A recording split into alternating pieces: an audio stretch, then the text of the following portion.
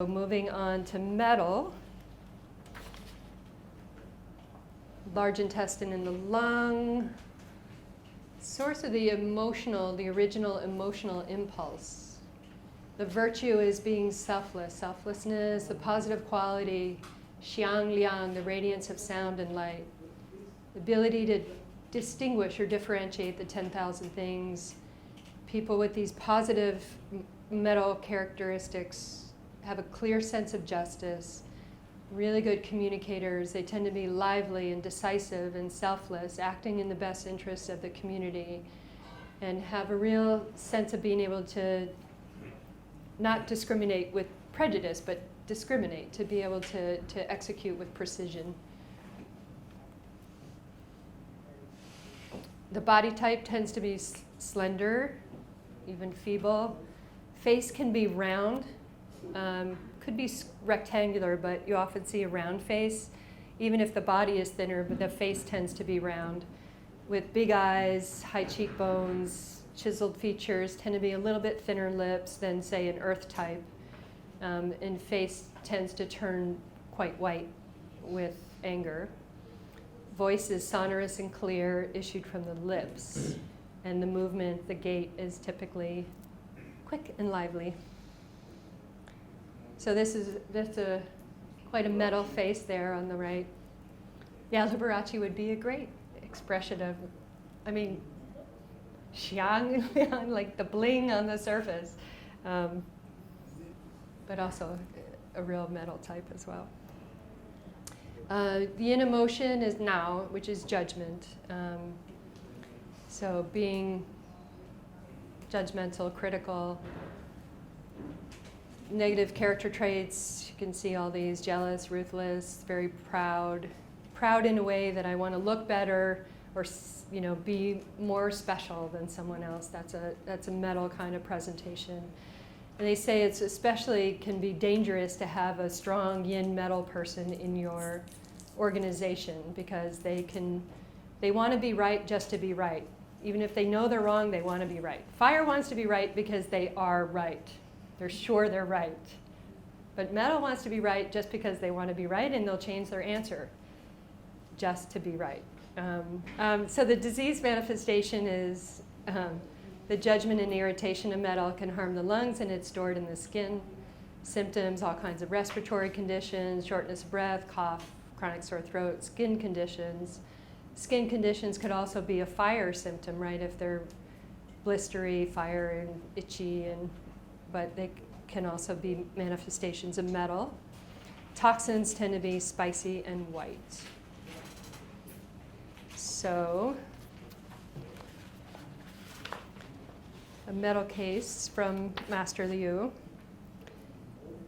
When I was once lecturing on the Tao, the Tao and the of relationships, there was a man who not only would not listen, but even stirred up trouble for no reason, saying, "Aren't you talking rubbish here? I don't believe a word of what you're saying.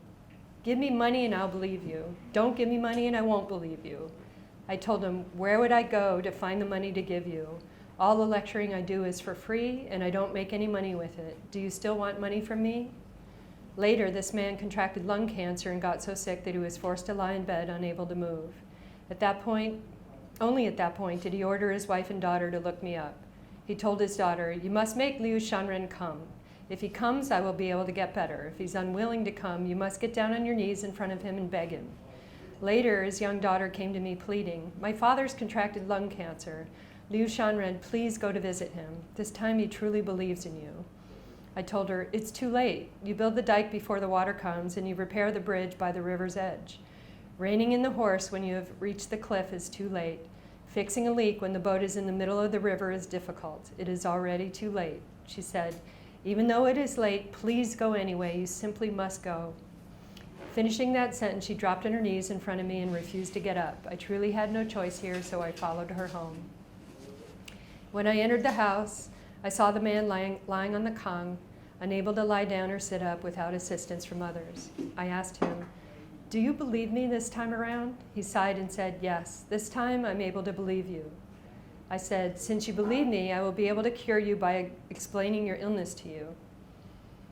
Oh, sorry. He really asked that as a question. Since you believe me, will I be able to cure you by explaining your illness to you? You do have lung cancer after all. He said, yes, indeed, I do have lung cancer. I know that. When I then told him that I would be unable to cure his cancer, he simply replied that I surely would be able to cure him. So I said, I'm going to ask you a question, and if you are able to give me an answer, I will be able to cure you. He told me to go ahead and start asking. So I said, from childhood on, you've been a grandson to your grandfather and a son to your parents, and you are also a father to your children, now even a grandfather. I ask you, how have you acted in these 4 roles as grandson, son, father, and grandfather? If you are able to give me a sincere answer, I can assure you that I will be able to save your life. If you are unable to answer, I will just get up and leave. Then I sat there by his side for 2 full hours without him speaking a single sentence. So I finally got up and told him that I was leaving. He answered, then just leave. If you want to leave, I just won't be cured. I told him there was nothing else I could do. His wife and daughter followed me outside of the house, and I told them that he could not be cured. His wife then asked me why he contracted this disease. I told her, the reason why he had contracted lung cancer is that he has been deficient in his practice of Shao. Do either of you happen to know where he has been deficient in his practice of Shao? All the people standing around us responded that they knew the answer. Originally, this man's father had passed away when still very young, leaving behind his wife with a large number of children, of which my patient was the oldest one. When his mother had found herself truly unable to raise and feed all these children on her own, she had decided to remarry. My patient had gotten angry at his mother, blaming her for marrying another man, and when she had remarried, he had not followed her to her new husband's home. Later, when his mother had come to visit him, he had refused to see her. Eventually, when she had fallen ill and had been on her deathbed, she had really wanted to see him, even asking to have a letter delivered to him or receive a letter from him, but he still refused to say a word or go to see her. So eventually his mother had died without ever setting eyes on her son again.